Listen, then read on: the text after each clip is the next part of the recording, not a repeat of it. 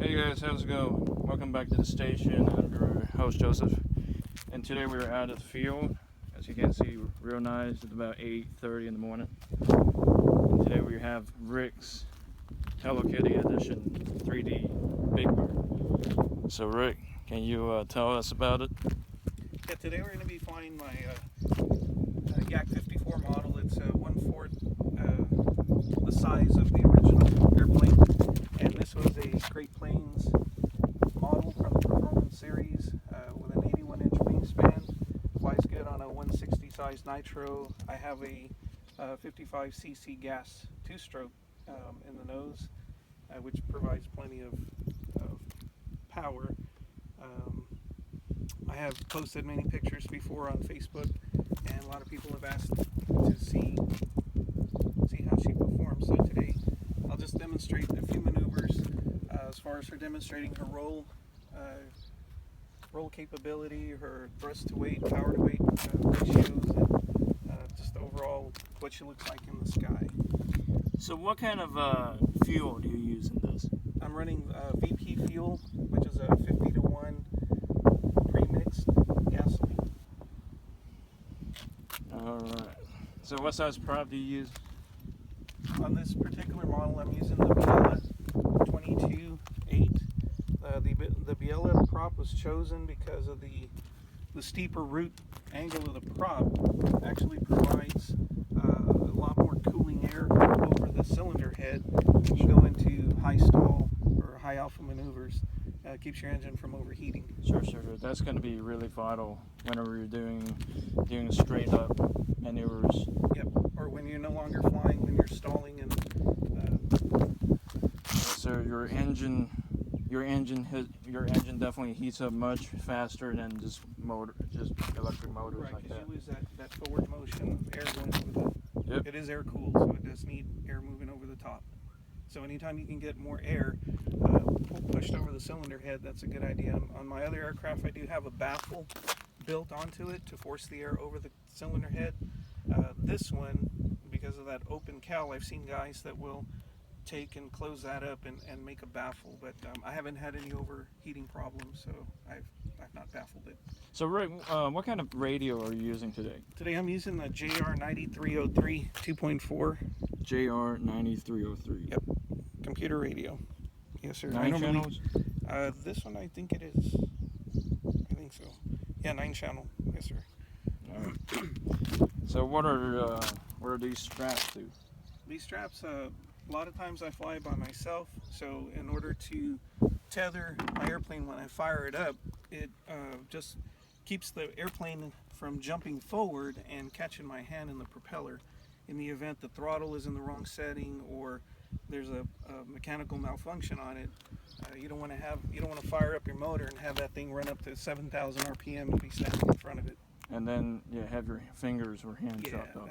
That's not good. All right, so without further ado, let's start the motor. All right, power my radio up. So in this case, I can go ahead and help Rick to hold down the airplane. So we don't need this thing. To hold on the airplane on these gas, you simply just step in front of the horizontal step and hold on to it.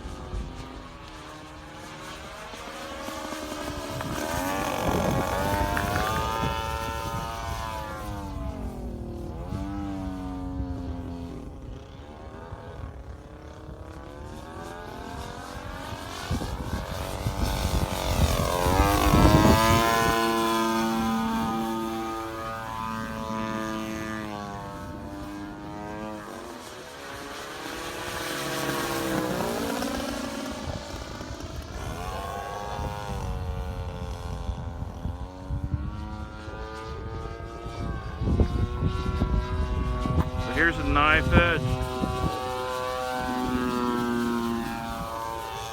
Beautiful.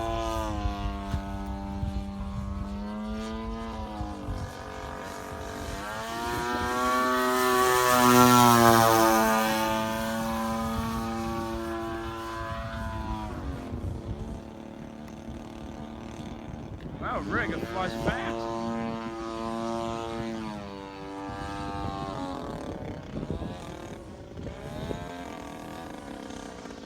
Yeah, and she'll fly pretty slow too. So we're coming in with a Harrier. Looks like we're gonna do a 3D, the classic 3D maneuver.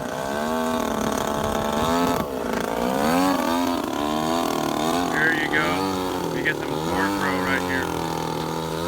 Just hang on the prop.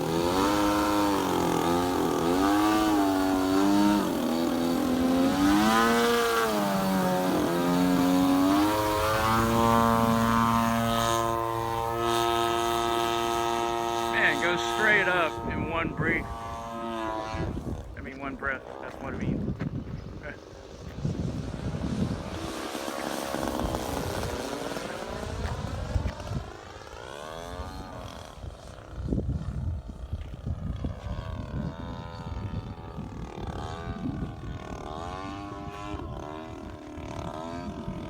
Alright, so this is knife edge rope.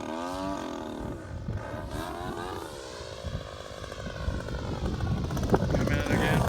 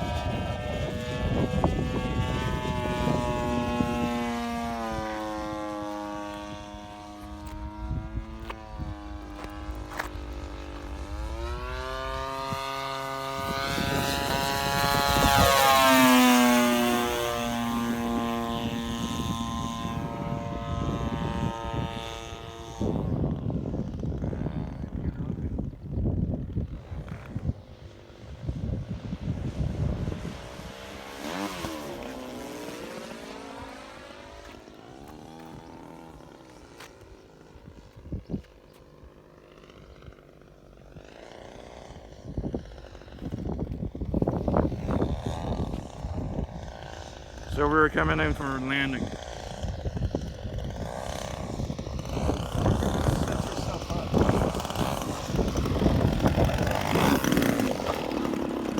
Beautiful landing right there. So we're getting the back.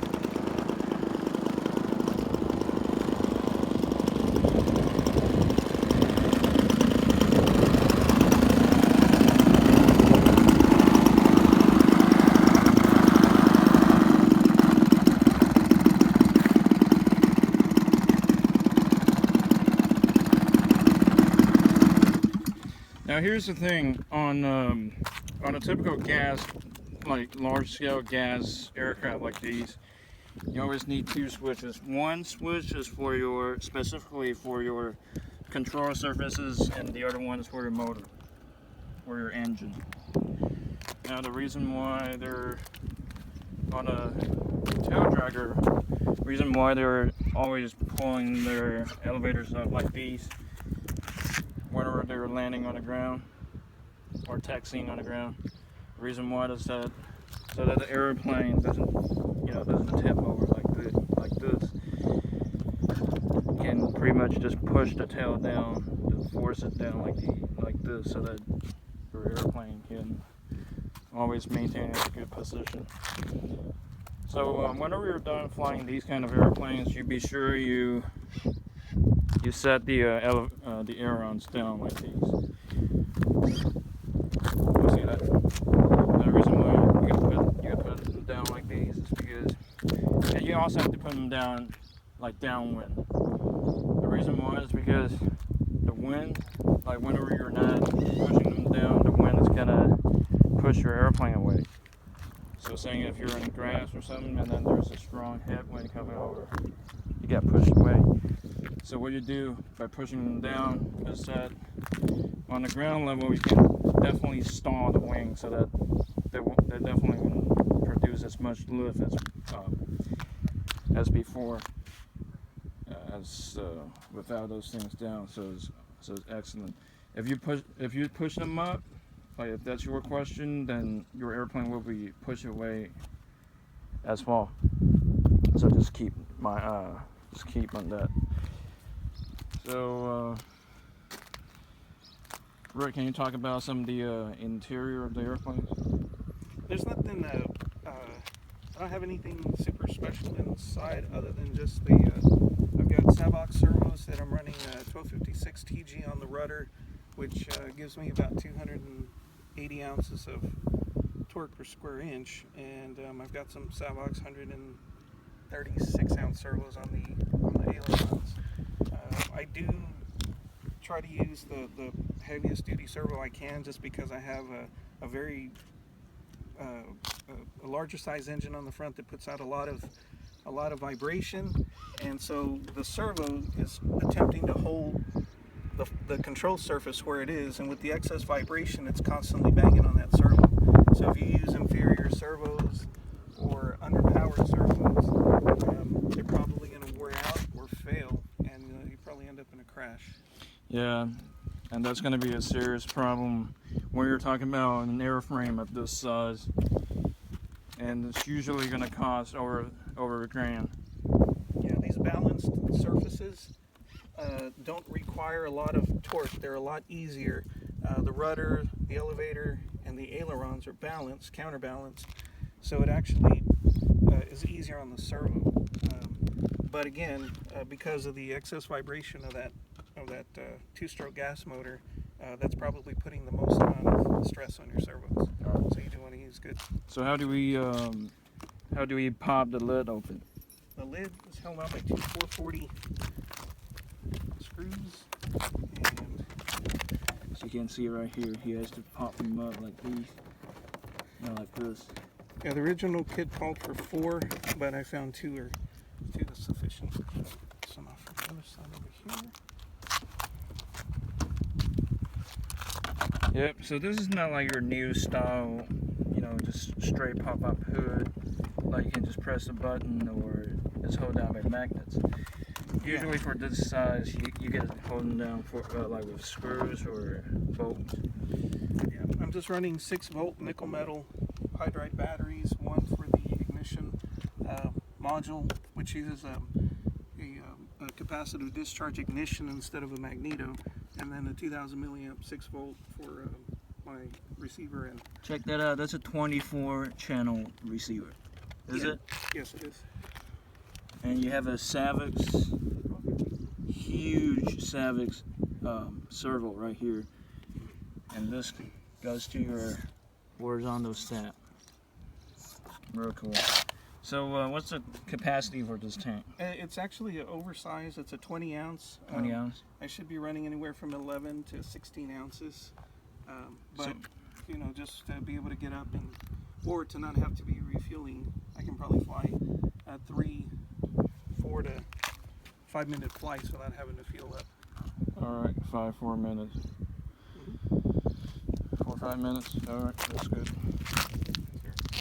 So there it is, the Great Plains YAK54 81 inch that has been recovered and repainted in the Hello Kitty scheme by request of my daughters Faisha and Amaris. I love you.